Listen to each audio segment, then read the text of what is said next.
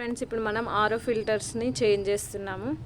So మా ఏరియాలో కొంచెం డస్ట్ ఎక్కువ. ఎవరైనా సరే 15 డేస్కి ఒకసారి బాగా డస్ట్ ఉంటే మాత్రం కంపల్సరీ 15-20 డేస్కి మాత్రం చేంజ్ చేయాలి.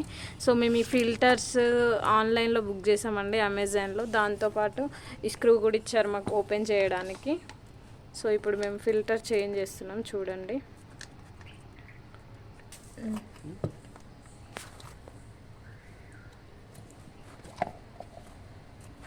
వామ్మో, చూడండి, మేము చేసి 15 డేస్ కూడా అవుతలేదు.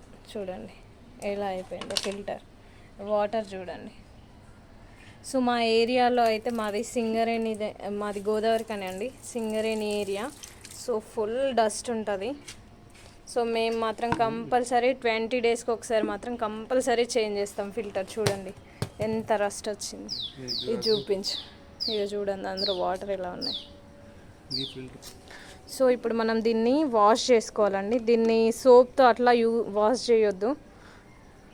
మనం దీన్ని లెమన్తోని వాష్ చేసుకోవాలి. ఇప్పుడు నేను మీకు వాషింగ్ కూడా చూపిస్తాను. నేను ఈ ఫిల్టర్ చూడండి ఎట్లా అయిందో సరే. ఇప్పుడు మనం ఇది క్లీనింగ్ చేసుకుందాం. పెట్టుకో. సో క్యాప్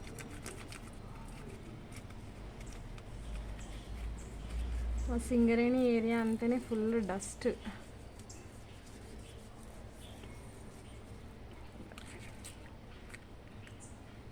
మొత్తం నీట్గా అన్ని గ్యాప్స్లలో నీట్గా వాష్ చేసుకోవాలి. నెక్స్ట్ వాటర్తో క్లీన్ చేసుకోవాలి.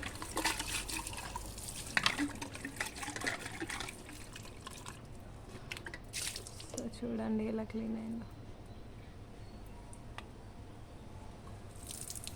క్లీనింగ్ అయిపోయిన తర్వాత ఇప్పుడు మనం కొత్త ఫిల్టర్ ఇందులో వేసేద్దాం.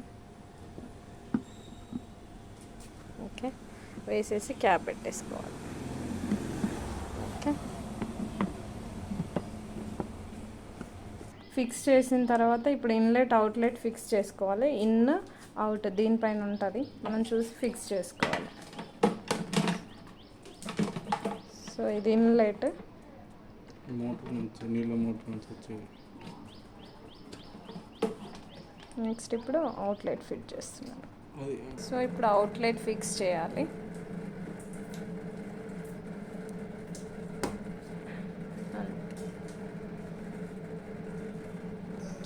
సో ఈ వీడియో నచ్చినట్లయితే లైక్, షేర్ అండ్ కామెంట్ చేయండి. Thanks for watching.